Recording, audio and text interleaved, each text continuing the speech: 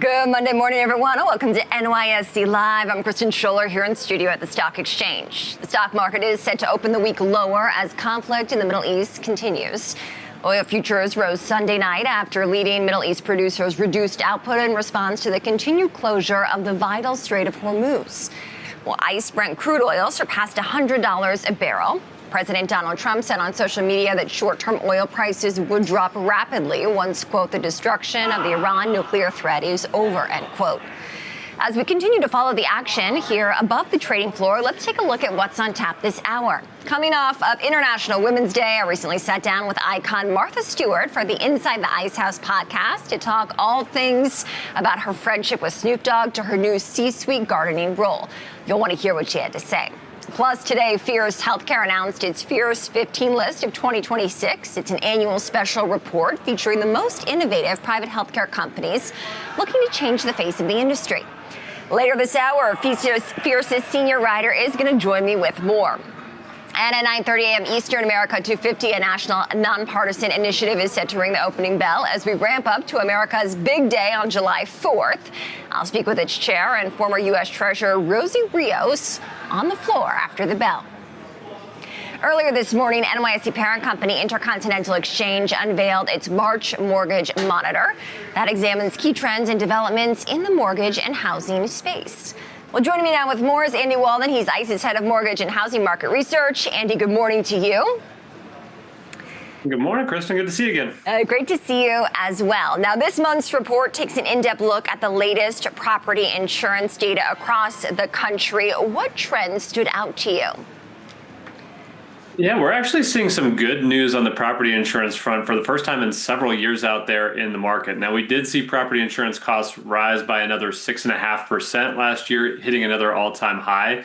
But that's half the rate of growth that we saw in 2024 and 2023. So certainly slowing down there a little bit. In the fourth quarter, we recorded our first quarter-over-quarter gain since, or improvement, I should say, since we started tracking that data in late 2023. And when you look at some of those more expensive areas to obtain insurance, you look at Florida, you look at the Gulf Coast of Louisiana, you look at Texas, we actually saw insurance costs come down there in 2025. So some good news potentially on the horizon here in 2026 from a property insurance standpoint. What do you think is driving this rate of change?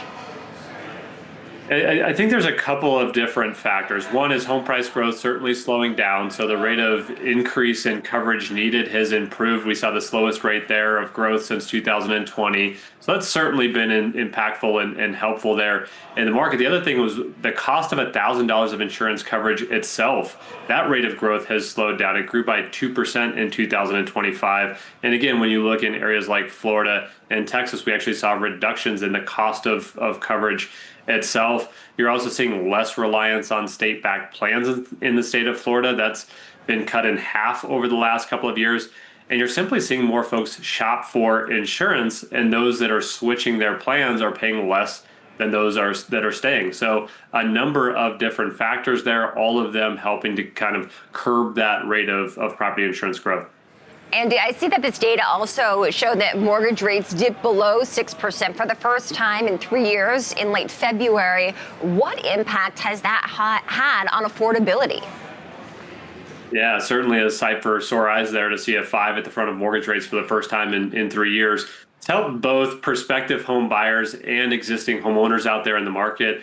When you look at folks shopping for a home this spring, the monthly payment needed to buy the average price home is down by about $185 a month from the same time last year. That's the most attractive affordability has been in the last 4 spring buying seasons as we've kind of opened those seasons up. So certainly some welcome news there for prospective home buyers. When you look at folks that have bought their home over the last 3 years, more of those folks are in the money for a refinance than we've seen in quite some time as well. At the end of February, there were 5.4 million existing homeowners that could have refinanced their mortgage to improve their rate by at least 0.75%. That's the highest that population has been in 4 years as well. So good news for prospective homebuyers out there shopping this spring. Good news for existing homeowners as we enter this spring as well. What does this mean for refinancing? Yeah, refinancing actually hit its highest level in the fourth quarter that we've seen since early 2022. So more refinance activity out there in the market. When you look at home price growth this spring, that's actually slowed down a little bit. We're looking at a 0.4% home price growth rate. If you look at our latest ICE home price index, that's the slowest that has been, dating all the way back to 2012 outside of a single month in 2023. So slower rates of home price growth. There is some early sign of maybe some firming here this spring. When you look at January to February home price growth, that rose by 0.13% on an adjusted basis. It's equivalent to a 1.5% growth rate, strongest that it's been in a year. So maybe some very early signs of firming prices on softer rates, which will be a trend worth watching here early this spring. I know you referenced home prices earlier, Andy. Any trends that are sticking out when it comes to different regions across the country? Yeah, when you look at the South and West, those are still areas where home prices are down. 40% of markets are seeing price declines from the same time last year. Again, those are primarily in the South and Western regions of the country. You had been seeing some pretty noticeable slowing. 70% of markets are seeing annual home price growth slow over the last few months. So that's a trend that I would watch. Although, again, as I mentioned, some early firming this spring. Midwest and Northeastern regions still remain firmer than the overall national average. Now, of course, when it comes to what we could see this spring, has what's transpired in the Middle East the past few weeks changed your outlook at all? A little bit, right? Mostly on an interest rate front. Now, you've seen 10-year Treasury yields come up a little bit. That's resulted in slightly higher mortgage rates, but they're still attractive to where they've been over the last couple of years. Even with 10-year Treasury yields moving up, you're still looking at mortgage rates in the low 6% rate or 6% range as of last Friday.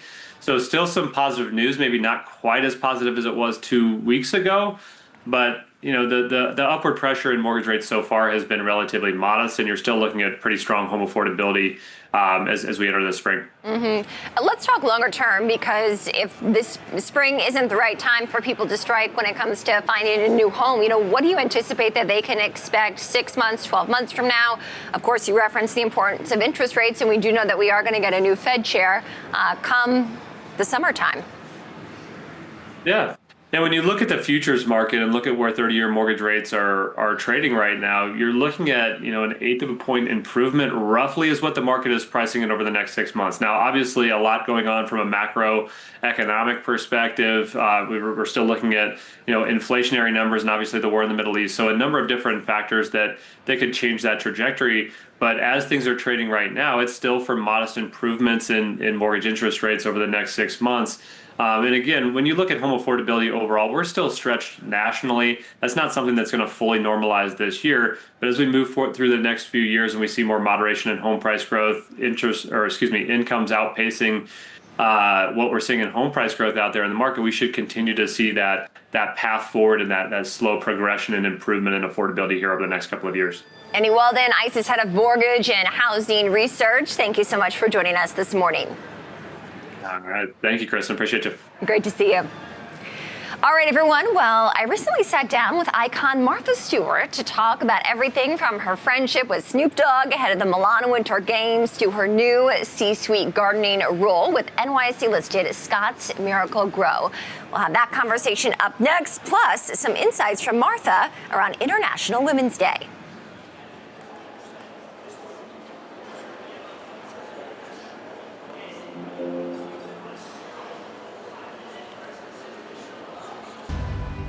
As we stand on the cusp of America's 250th anniversary, we're reminded of the principles that have powered the world's greatest economy.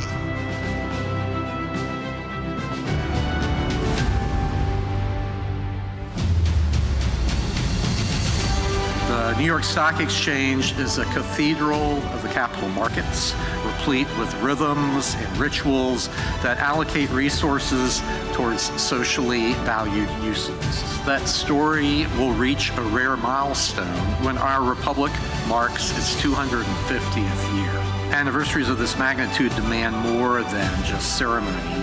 They ask something of us. They invite us to reflect, to ensure that the future that we shape will prove to be worthy of the legacy that we've inherited.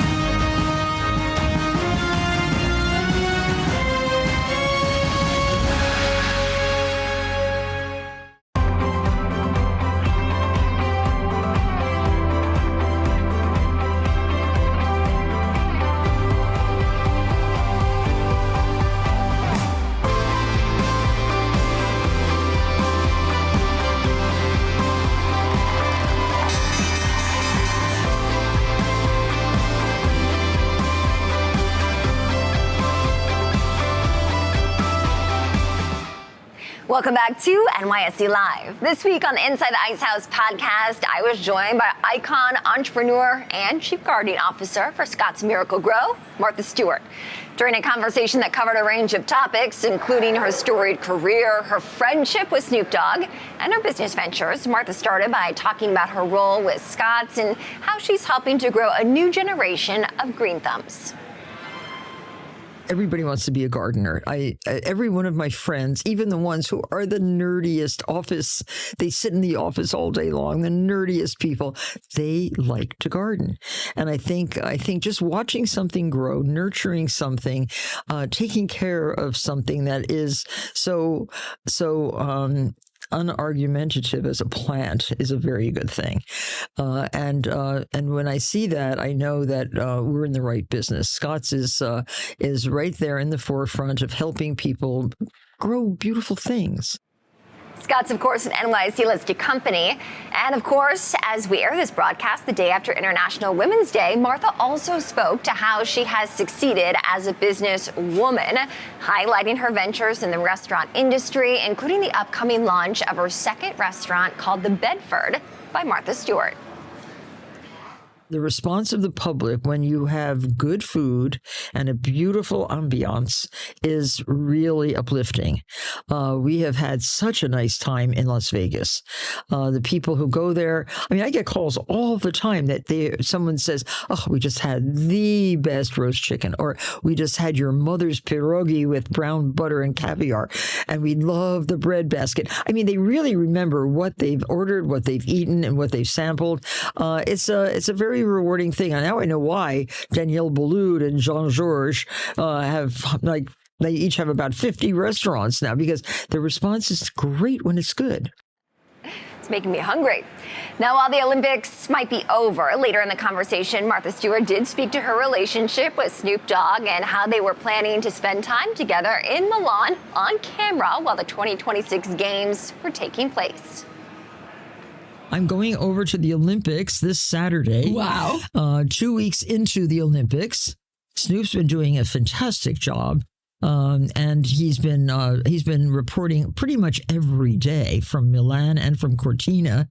He even put on skis. I don't know if we're going to put on figure skates. Maybe we will. But we're doing the women's short program next week together. We're doing a lot of lifestyle reporting for Channel 4, for NBC. And I'm looking forward to it. I have my trunks of clothes. You know, you need a lot of clothes because you have to keep changing. Snoop must have taken over like a boxcar full of clothing. He has not worn the same thing twice. Maybe he did some shopping in Milan. Oh, probably. We're looking forward to doing that too. And we're going to eat. We're certainly going to eat.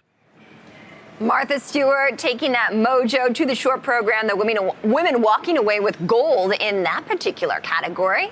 And of course, if you want to catch the full podcast with Martha Stewart, tune in, of course, to our Inside the Ice House podcast. We drop something new each Monday morning, just in time for your morning commute. You can watch and listen using the QR code that you see on your screen right there, of course, wherever you get your podcasts. All right, everyone, will stay with us because up next, we're going to have much more from above the trading floor as we await the market open here on Wall Street.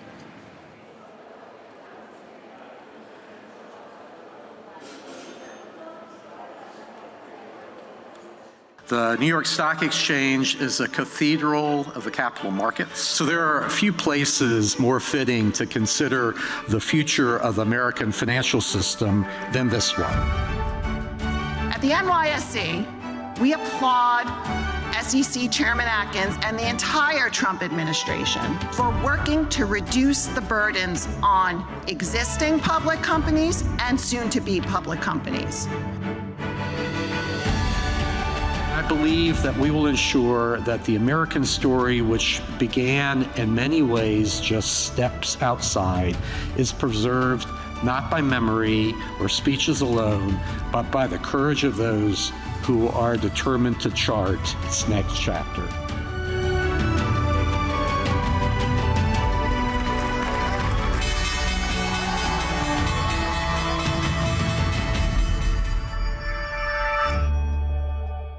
When we talk about the titans of industry and we talk about the titans of finance, there's a reason that we're all coming together still after all these years to the corner of Wall and Broad Street. We are ringing the opening bell this morning to celebrate the launch of 6 new ETFs by direction. We look forward to many more. I mean, today's 6, we're going to do hundreds more. The New York Stock Exchange, the home of ETFs.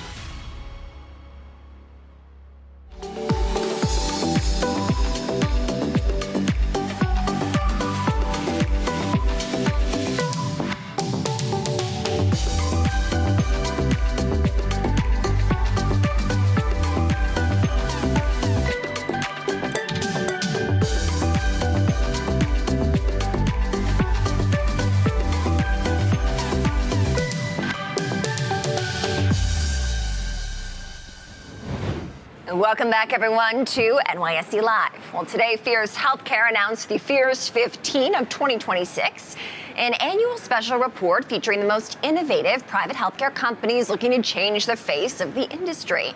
And joining me now with more is Fierce Healthcare senior writer Anastasia Gliadkovskaya to share more. Anastasia, welcome. Thank you, Kristen. We saw you this time last year. It's great to welcome you back. And let's talk about this because each of the 15 honorees tackling a pain point in healthcare. What stood out to you in this year's report? Absolutely. Well, similar to last year, tech was definitely a theme. We saw a lot of companies this year using AI, using telehealth in creative ways to address those pain points, as you said. We have a company called Claimable that's addressing the problem of insurance claim denials. It's using AI to help patients draft custom appeals for those insurance denials. It's recovered $30 million so far. Wow. So really innovative. And that can be hard, right? Writing a claim to an insurance company to try to get it all sorted. Very complicated, and it's not only an issue for patients, it's also for providers that want their patients to have continual treatment. Right. You also have a shortage of physicians that's being addressed. We have companies Aikido Labs and HealthTap. Aikido Labs is an AI-enabled provider care network, and HealthTap is a virtual primary care provider. So using care delivery using technology to optimize care delivery. We also have women's health that's being represented by a company called WISP. Again, telehealth enabled. We also have safe AI adoption that's being worked on by companies Qualified Health and Hyro. Qualified Health is a generative AI company for health systems. And we even have early cancer detection being represented using canines and AI by a company called Spot It Early. That's so interesting. Anastasia, pause with us for just a moment. For our viewers who are watching right now, of course, they're seeing live imagery of the trading floor. We're going to get to the opening bell soon, but America250 is on site. So for all of our viewers wondering what they were seeing on their screen there, in addition to Anastasia, that, of course, was coverage of Rosie Rios, the chairwoman, I should say, of America250, signing the distinguished guest book. Okay, so quite a diverse array of companies that are on this year's Fierce 15. What went into choosing these winners, if you will, or recipients? Yeah, we call them honorees, and we received hundreds of nominations this year, so it's a very popular process, and we have a strong history of selecting companies that ultimately go on to be very successful healthcare companies. And this year we were really looking for companies that are bringing fresh and unique ideas to the table and are gaining ground in the market. We want to see that they are demonstrating a clear impact, and so these 15 honorees, we believe, are doing that. What are the problems that these honorees are solving represent here for gaps that you see in the healthcare space? Yeah, well, as we talked about, there are a lot of gaps that remain in the system. We have rural areas that don't have enough providers. We have inefficiencies that bog hospital systems down. We have administrative burdens and providers spending hours documenting instead of treating patients. So all of these things combined, our founders are really focused on bringing the tech element to the healthcare element and solving for those issues. So one company, WISP, is working to break down barriers in women's health. I know you referenced, obviously, women's health earlier. Since we are speaking here after International Women's Day, why was that thread important to Fierce in putting together this report? Absolutely. Well, WISP is a very unique company in that they are offering kind of end-to-end women's health care. It's something that we see a lot. There's point solutions that are being offered to address maybe menopause care or reproductive health, but it's rare to see a company virtually offering kind of the broad spectrum, and that's what WISP is all about, bringing a holistic approach to women's health. And we just need more solutions that address women's health in this space. And WISP is a unique company because they're one of the few honorees this year that are actually almost entirely bootstrapped. So they didn't raise a lot of venture capital. They've been profitable for 5 years, and they're approaching $100 million in revenue. So that just really speaks to how much this product is resonating in the market. You know, I'm glad you brought up AI earlier, right? Because AI is a part of every business conversation that we are having here at the New York Stock Exchange every single weekday. Safe AI adoption is obviously important, especially when it comes to, very personal, private matters like one's health. How is Spheres protecting that safe AI adoption? Yeah, so several honorees are actually all about safe and responsible AI adoption.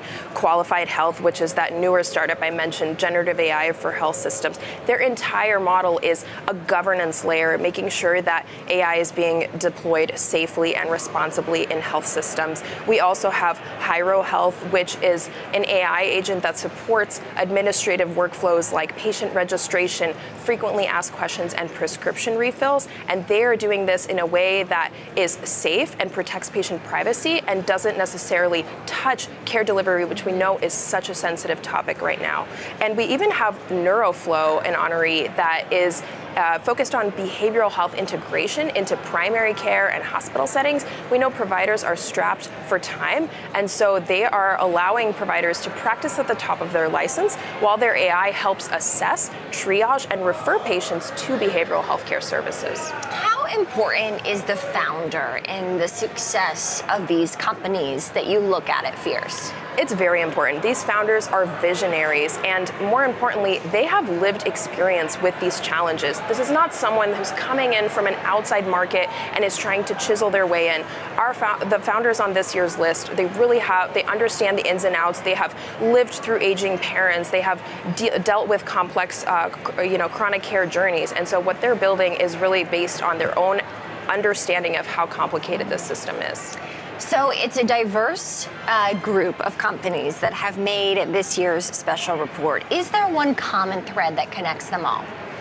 I would say technology, and these founders are all really focused on outcomes. There is a lot of conversation about how can we focus on value over volume? How do we bring something really meaningful and demonstrate return on investment to the table? And that's really important when you're approaching investors or potential partners or even patients or end users. You have to make a convincing case, and the way you do that is by demonstrating that you really are managing costs and you're getting good outcomes. All right, Anastasia Gliadkovsky, senior writer at Fierce Healthcare. Thank you so much for joining us at the Stock Exchange. My pleasure. Thank you. Great to see you.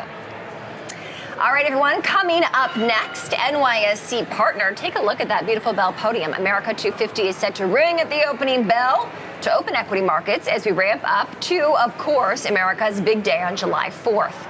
Later on, I'm going to speak with America250 chair Rosie Rios live on the trading floor. You want to stay with us on NYSE Live.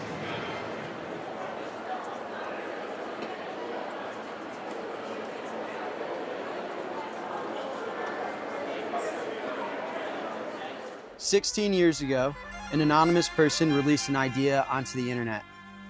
No identity, no institution behind it, no marketing strategy.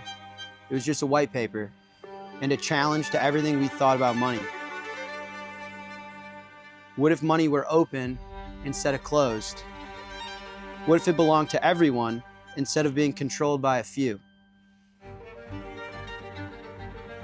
Bitcoin survived every attempt to kill it, because the idea itself was stronger than the forces that tried to stop it. And now, today, inside one of the most iconic institutions in the world of finance, we honor a creator who never asked for credit, never stood in front of cameras, and ultimately stepped away so that the idea could stand on its own. Satoshi Nakamoto. Why are we here? Because Magnum Ice Cream Company is an ambitious company. We're all about growth. And for growth, you need people and you need to have belief that focus on only ice cream will propel this business. These folks here in the room wake up every morning thinking about ice cream, and they go to bed thinking about ice cream. And that's why it will be a successful company that delights the world with unbelievable products.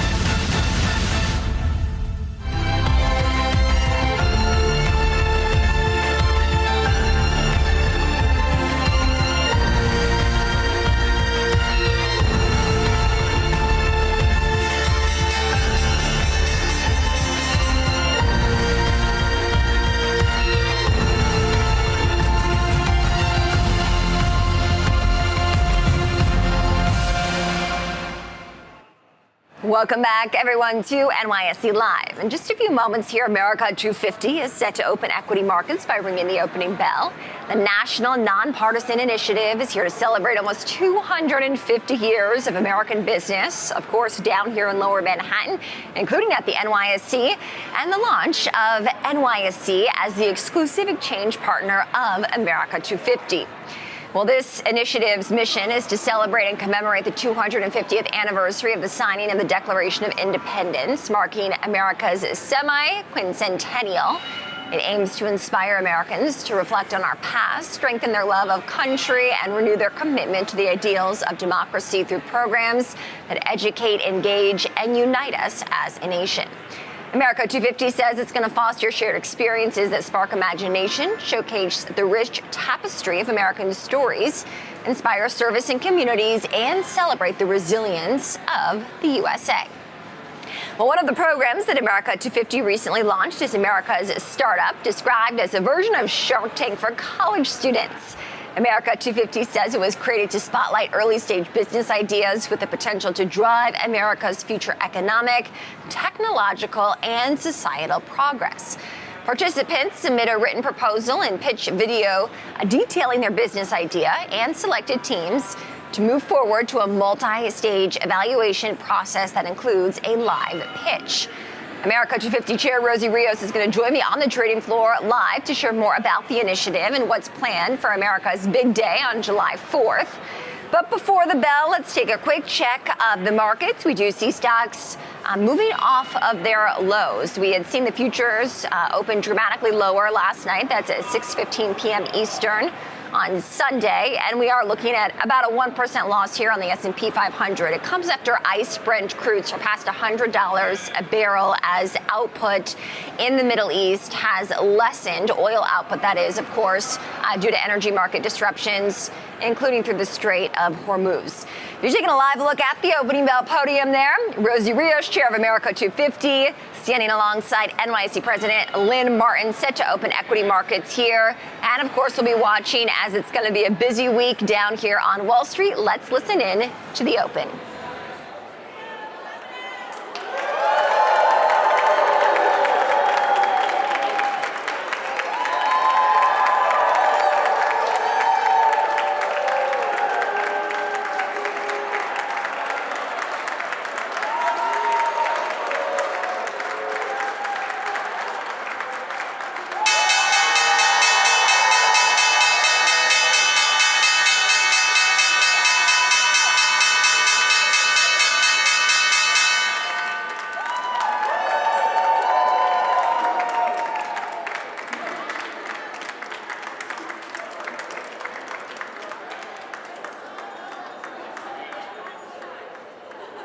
Take a look there, America250 opening equity markets here at the NYSE, kicking off what will surely be a busy week on Wall Street. We'll have a lot to cover, including with America250 Chair Rosie Rios on the floor in just a moment. We do see stocks opening lower. The S&P 500 down about 1% at the open, but off its worst levels during extended trading. Joining me now with more is Patricia Zobel, Head of Macroeconomic Research and Market Strategy at Guggenheim Investments. Patricia, welcome. Thank you for having me on. Yeah, great to have you. There's a lot to talk about right now, and we see this choppiness persisting the past few weeks in the stock market. Certainly Amid the conflict in the Middle East, what stands out to you? Well, so over the weekend, the prospects for a near-term end to the conflict in Iran dimmed. And what you saw was an oil price spike. And I think what markets are grappling with is that this may not be a temporary spike in oil prices. This could endure. You know, there isn't any near-term plans for the Strait of Hormuz to open, and that cuts off an extraordinary amount of oil, in particular to countries in the Asia and other areas. So it's a big oil price spike, and markets are pricing the potential for some period of rising headline inflation, along with consumer wallets being pinched by higher gas prices. And so I think that's what markets are grappling with right now. Okay, so where do we go from here? And your outlook, do you see this as something that could have a 2-week, 4-week, 6-week outlook and impact, or something more? Well, so we've been pretty constructive on the U.S. economy in 2026, but the range of potential outcomes is widening. You know, as a base case, there are some strong tailwinds for the U.S. economy right now. You have fiscal stimulus kicking in, you have AI investment, and financial conditions have been pretty easy. And so those are all supportive for U.S. growth. You know, oil, as I said before, the U.S. economy is pretty resilient to oil shocks. You know, the U.S. economy, it takes about a third of the oil to produce a unit of GDP than it did in the 1970s. And the U.S. is actually one of the largest oil producers. But if you have an extended period of elevated oil prices, it will start to both lift headline inflation as well as pinch consumer wallets. And what I worry about most is that it could feed through lower consumer spending. It could feed through financial conditions that tighten, and it could also hurt business and consumer confidence. I don't think we're there yet, but I think those are the things that markets are beginning to price the potential for. We are going to get 2 key inflation reports this week, at least, of course, the consumer price index. So our viewers, you know, that will reflect, of course, the prices that they're paying, as well as the Fed's preferred inflation measure, the personal consumption expenditures index. What are you going to be watching for in those reports? Well, I think, you know, this is going to come at a time when people are a little bit more concerned about inflation because of rising oil prices. You've seen that in the policy rate path. It has lifted up a little bit. You've seen that in near-term break-evens, inflation break-evens in fixed income. And I don't think anything this week is going to shift the narrative on that. Personal consumption expenditure prices could be a little bit hot. What we've seen from the prior CPI for January and the PPI is that that's going to feed through, and that number could be somewhat elevated. And I think that's going to challenge the narrative of disinflation, at least in the near term. Our view is still in the second half of the year, falling tariff effects and fading house price inflation are going to bring core down, but I think it's going to be a little bit of a challenging period for inflation statistics. We do get a Fed meeting next week. Yeah. What will you be watching for when we hear from Fed Chair Jerome Powell? Yeah. It's a tricky period for the Fed. Inflation has been above target for about 5 years, and they're facing the prospect of a potential additional supply shock. And so what they're going to sound, I think, a little bit cautious. I think Chair Powell is going to note that challenges to both sides of the Fed's mandate are increasing again, and this is going to make them cautious. They were going to be on hold anyway at this meeting, but I think this kind of solidifies that they're going to want to see more data.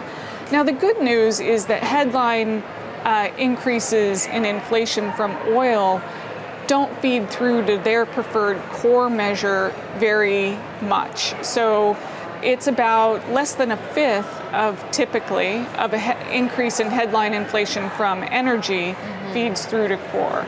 And core is what the Fed really cares about.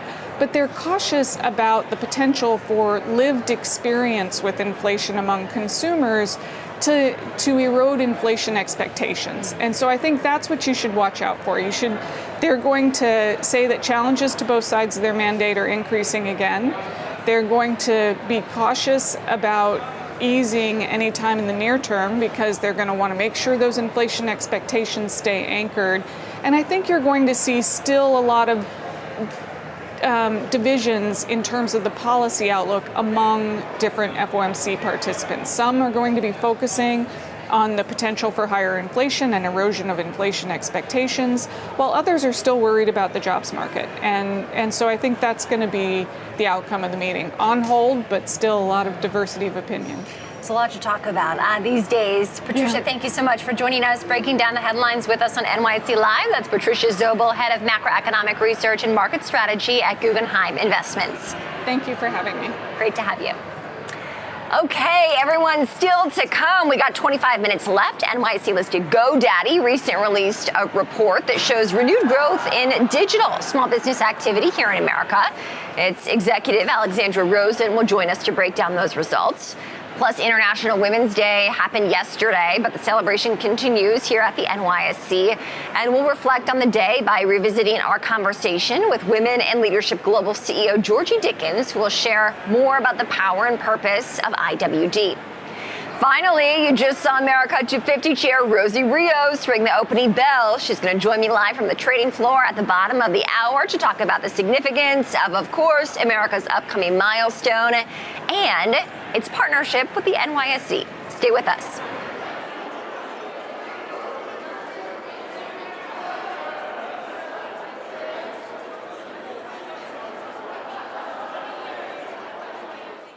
I'm just so honored and so grateful to you, Lynn, for welcoming us to announce our Time Person of the Year, the architects of AI. I want to take a moment to welcome Chris Lehane. You have been an incredible driving force, making AI accessible to everyone, and we are so glad that you are here with us today. We are focusing on the leaders and the people and the humans that are imagining and building this future that we will all be living in.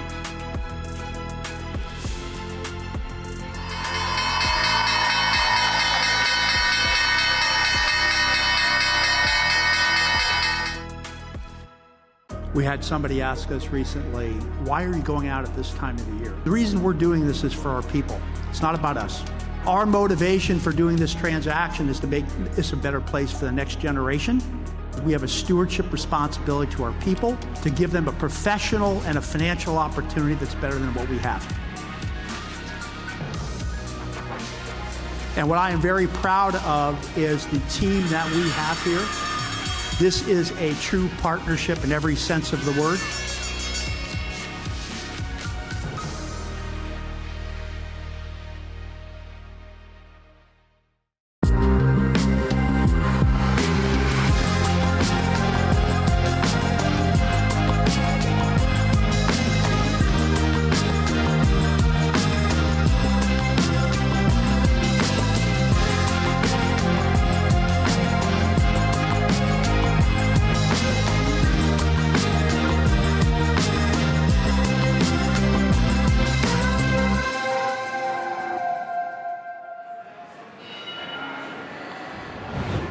Welcome back to NYSE Live. Well, new data suggests digital entrepreneurs may once again be leading the economy. GoDaddy's latest participation index shows a renewed surge in online small business activity at the end of 2025. Joining me now with more is Alexandra Rosen, economist and global head for GoDaddy's Small Business and Research Lab. Alexandra, thank you so much for joining us this morning down there in Miami, Florida. And let's start big picture here. What is GoDaddy's participation index? Thank you so much for having me today, and happy Monday. The participation index is part of GoDaddy's new lens called Small Street, which refers to online small business activity, specifically firms with 10 or fewer employees, half of whom are solo entrepreneurs. So Small Street is a really useful complement and exciting new lens alongside Wall Street and Main Street to better understand what's happening in the economy. And the participation index specifically is a score that measures the density of entrepreneurs, density of small businesses, and their growth month to month.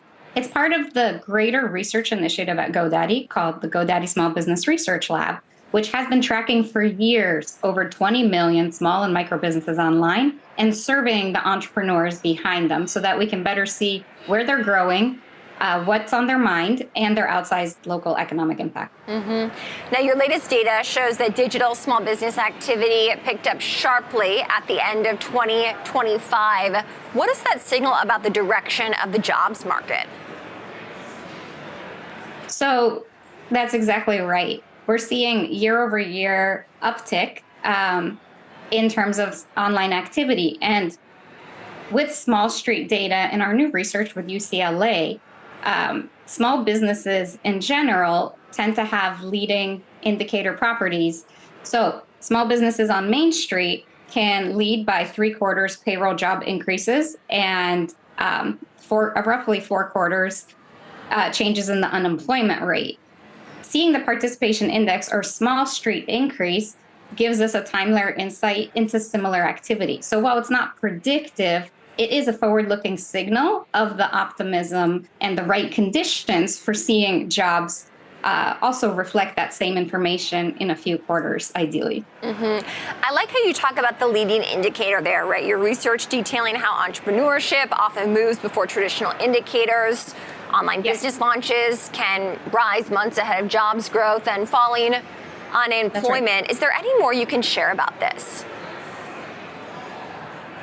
Yes. So we can't truly understand what's happening in the economy without understanding what's happening with small businesses. And traditional small business data tends to lag. So that's why this is really an exciting new lens to introduce into the mix. Because when we're seeing with this new research that online activity, as we just said, and as you rightfully called out, is highly correlated and very aligned with the small business data trends. So we're seeing, and we just completed a survey last month that's showing a similar trend when it comes to their mindset. So we're seeing two trends. We're seeing a rise in entrepreneurship in terms of the participation index, Small Street, and the number of online businesses. And we're also seeing a renewed optimism. 2/3 of the entrepreneurs we surveyed last month said that they expect their business revenue to go up in the next 6 months. So we're seeing optimism and activity both rising. I want to talk about the renewed growth across industries that GoDaddy is tracking. Which sectors are driving momentum in digital small business creation? While I can't speak to the exact sector, since a lot of times they are self-assigned and they really run the gamut, and these entrepreneurs don't always fit themselves into a particular sector box, what I can speak to is that it's across all of them, to be honest, because technology has helped people get online, and businesses in particular, and AI is helping them grow online. And so it's the cost of starting, scaling, and failure has never been lower. So we're seeing, I can follow up on the exact detailed sectors that might have a slight differentiation, but the bigger story, I think, really is the renewed optimism, and the costs of starting, scaling, and failing going down is allowing every industry to see that rise as is reflected in our data with the activity going up. We embrace that optimism indeed. Alexandra Rosen, economist and global head of GoDaddy's Small Business and Research Lab. Thanks again for joining. Thank you so much for having me. Great to have you. International Women's Day might have taken place yesterday, but the celebration continues here at the New York Stock Exchange. Take a listen to our recent conversation with Women in Leadership Global CEO Georgie Dickens, who joined us from across the pond to share more about the power and purpose of the day. So what is the mission of Women in Leadership Global? Our mission is to advance the face of leadership. It's a private membership network where it is about bringing together exceptional leaders from financial services and It is for those women who want to elevate their game. They want to increase or amplify their impact and influence in the world, but who are also seeking community. No one's an island, and it's really valuable to have that peer network to lean into for advice, for insight, for information, and to give you that honest perspective. So advancing the face of leadership was our mission, and we get to see so many great examples of women now who are owning their voice more and who are taking on those larger roles within their organizations. How does the organization work? Do you have meetups?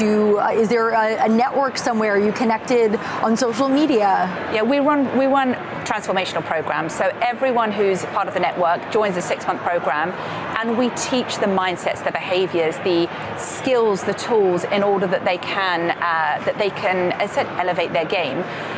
But the programs are also, it's about bringing together, as I said, this trusted community, because all the women in the network, they've got years and years of experience and advice and lessons learned. So it's a group of people you can go to be like, I'm experiencing this within my organization. How would you deal with that? So leveraging the community is such a powerful, it's a force multiplier when you leverage it.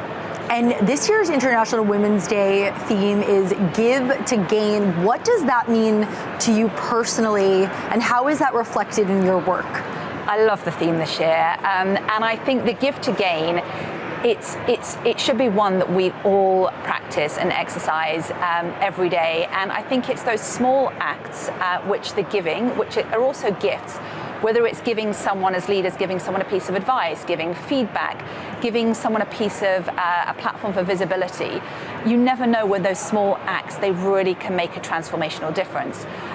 So the Gift to Gain, it feels a very a powerful one that we can all, have intention around every day. And it doesn't need to be a big direct debit of time. I said it's those small acts that really can make a difference. And we're in a period of intense global volatility, markets, geopolitics, AI disruption. How are women leaders that you're working with navigating this moment? Yeah, I think one of the key things is being really intentional about creating time to think. There is so much noise coming at them from, well, not just female leaders, but leaders in general from every angle. And there is so much, there are huge demands on their time. So creating that time to think is critical, because that's where that ideation comes. That's where you're able to connect the dots. That's where you're able to synthesize information and really, give thought to what is the best strategy going forward.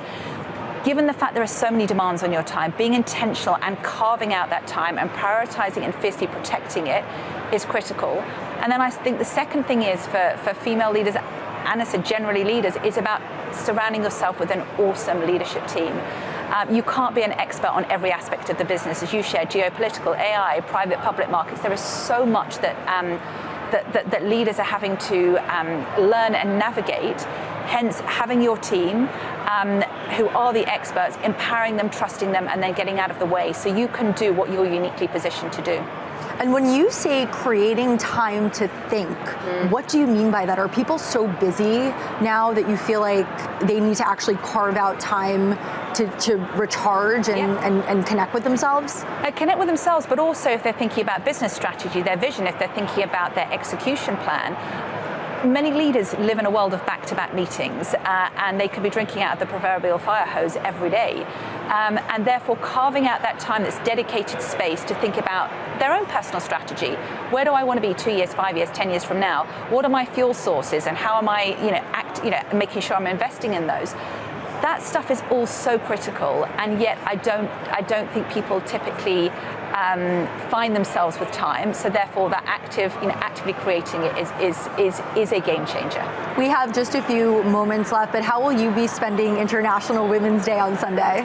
I will be in Miami at the FIA Boca Conference, and I'm hosting a dinner for C-suite leaders where we will be discussing a lot of the topics that are coming up today, and in warmer climates, I might add as well over there. I know 100 years isn't much in the New York Stock Exchange laurels, but we're very proud. First U.S. airline to reach 100.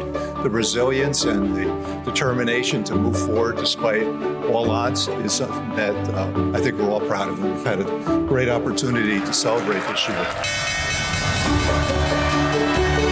The power of obsessing on our customers is what makes Delta really great. And my superpower, I'd like to think, is obsessing on them, on these people, so that they can go do the job. And it's not just me, it's our leadership team in terms of making it happen.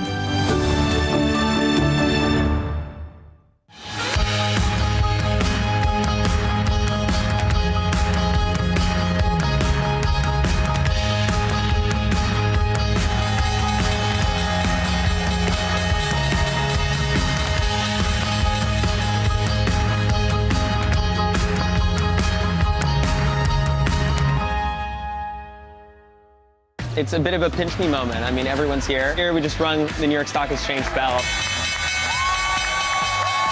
In a lot of ways, it's a dream come true. When you walk around the NYSE floor, it's just emblematic of the American dream. Look, if I can do it, others can do it too. So believe in yourself, work hard, be the best you can be every day, and it compounds.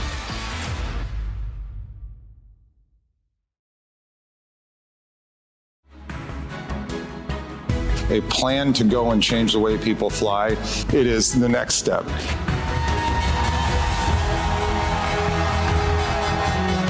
When we look back at what we promised to go do and then we go do it, it'll be the foundation of our business that builds us to the next step. And it's because of the people here and what you all did, which was enabling greatness. Welcome back to NYSE Live, everyone. We are down here on the trading floor of the New York Stock Exchange. You saw America250 chair Rosie Rios ring the opening bell to mark the open of equity markets. And I'm joined now by Chair Rios. Rosie, welcome and congratulations. Thank you. Thank you for having me. It's a pleasure to be here. What does it mean to be here at the New York Stock Exchange as we prepare for this big July 4th celebration? Well, look, this is all about the American dream. This is about being the land of opportunity. What better way to think about it than being at the global capital of the world here at the NYSE? The NYSE, of course, is working in partnership with America250. Talk to me more about that partnership and what it means to your initiative. Well, look, I mean, NYSE has been a fabulous partner every step of the way. We hosted a panel this morning to talk about the economic markets, and in partnership with McKinsey, who just released a report about the competitiveness, about the economy. So what better way to think about this than, again, launching this partnership together and really thinking about, again, how we can continue to make as many Americans as possible feel like this is the land of opportunity all over again. To that end, talk to me more about the mission of America250, Rosie. Absolutely. Well, we're the national organization charged by Congress to plan the 250th anniversary of the signing of the Declaration of Independence. But we strongly believe this is as much about the future as it is the past. And so our programming, our values-based programming, is really focused on many of those initiatives that, again, will celebrate the American spirit. In terms of celebration, you recently launched America's Startup. What is that? America's Startup is a college competition to really highlight the next generation of entrepreneurs and innovators. So it's very easy to go to America250.org. You can submit your one-page proposal and your 2-minute pitch video. You have nothing to lose. And the deadline is March 31st. We're flying out 30 semifinalists to Silicon Valley, where they're going to make their pitch live. We're going to also record it. And so, for us, again, this is kind of really inspiring that next generation to feel their future. We have a beautiful shot of Lady Liberty right behind us, right behind you, Rosie. What can Americans expect the week of July 4th this year? Well, we are making New York front and center for everything we do. I was here in Times Square on December 31st, where we launched the second celebration at 12:04. We launched America Gives, which is our national service initiative that's making 2026 the largest year of volunteer hours ever recorded by our country. And then we're coming back here on July 3rd. Ready for this? We're doing the first ever ball drop outside of New Year's Eve to ring in July 4th. So we'll be back here in New York. Look, this is not just the global capital of the world. This is the heart of the world. Let's not forget, this is the 25-year anniversary of 9/11. We'll be back here for that as well. We will not forget. Will it be a busy next 4 months leading into the big day? Absolutely. And look, there's much more around the corner. On March 26th is our 100-day count-up. So many beautiful announcements are going to be made there. This is just the beginning. We think this is the moment that's going to really spark the movement. This is going to go on long after July 4th, maybe even long after maybe even long after 2026. Yeah. How are you celebrating coast to coast so all Americans can feel like they're participating? Yeah, that's a great question. Look, this has to be sea to shining sea. I say from Guam to Alaska, from Fairbanks to Philadelphia, and everything in between. So on July 4th, we are doing America's Ultimate Block Party. Think of this as 56 viewing parties around the country that include DC, the 50 states, and the 5 territories. We can really watch Main Street Americans all over the country and really all over the world. So if you take away anything from today, it's $350 for $250. We're engaging 350 million Americans around this effort. Yeah, the numbers are absolutely incredible. We feel the energy. It's palpable down here with you, Rosie, of course, on the floor of the New York Stock Exchange. Our viewers may not know that you formerly served as U.S. Treasurer, and in fact, your signature is on currency. Where can people find that? Well, that's right. I'm on $1.8 trillion of currency out of the 2.2 in circulation worldwide. Where can you find me? In your pocket, I'm sure. I'm still with you. And as we round out our conversation here, America250, there is so much to celebrate. You know, since we're having this conversation in Lower Manhattan, we talked about the startup initiative earlier, but the business innovation that you've seen for more than 2 centuries, how is that a cornerstone of this year's program? Well, it has to be. And look, this is a public-private partnership, and thankfully we have amazing partners along the way who have been with us from day one. BNY, Coca-Cola, Chrysler, Dodge, Jeep and Ram, Walmart. The list keeps going on, and that was our commitment to Congress. This has to be a public-private partnership. People have to feel like it's their commemoration and celebration from sea to shining sea. All right, Rosie Rios, Chair of America250. Rosie, thank you so much for joining us. Thanks for having me. Such an honor to be here. Thank you. Yeah, an honor, of course, to speak to Rosie Rios down here on the floor of the New York Stock Exchange. We're just about a minute away from the wrap of this particular show. Of course, we see the markets are down about 1% in today's trading session. Of course, this is as ICE Brent crude passes $100 a barrel. We continue to follow the situation in the Middle East and how it is impacting your wallet and trading here on the NYSE. It'll be a busy week because in addition to our celebrations that we have in store, we're also following some key economic data. In fact, multiple inflation reports set to come out. The consumer price index, that'll give us a read before we get the producer price index, as well as the personal consumption expenditures index. That latter one is the Fed's preferred inflation gauge. That's going to give us a good sense of what you're seeing on your wallet as we do prepare for the time to spring forward. We got just about 30 seconds left on the show. A reminder to our viewers, you can catch us each weekday on all the streaming services that you see on your screen right there. We'll be back here tomorrow with a lot more in store. And stay with us on our social accounts throughout the day because later on, we're continuing the celebration of International Women's Day with female figures Paris Hilton and Gloria Steinem, plus more on site to ring the closing bell. And we'll have those conversations airing, of course, in the next few days. I'm going to leave it there. Thank you so much for watching.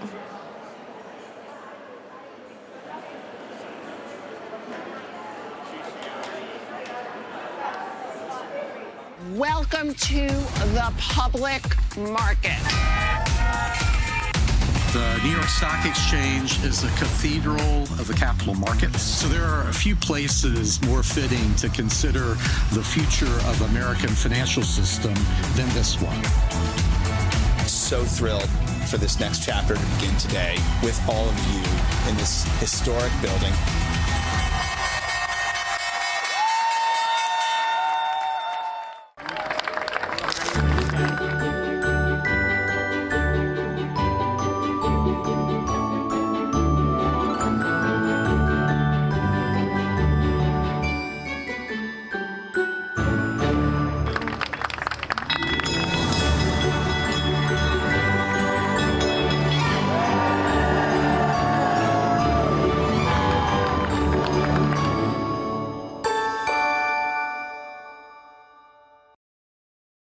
The day we went public, it was the most bizarre day of my life.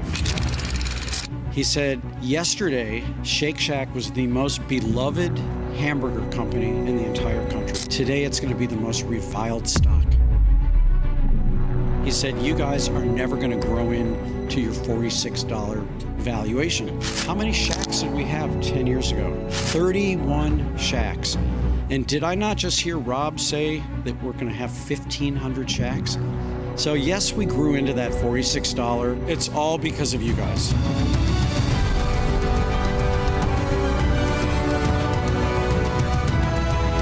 I'm so proud of you, every one of you. You work so hard to make so many people happy, and you make your communities better. What more could you ask for?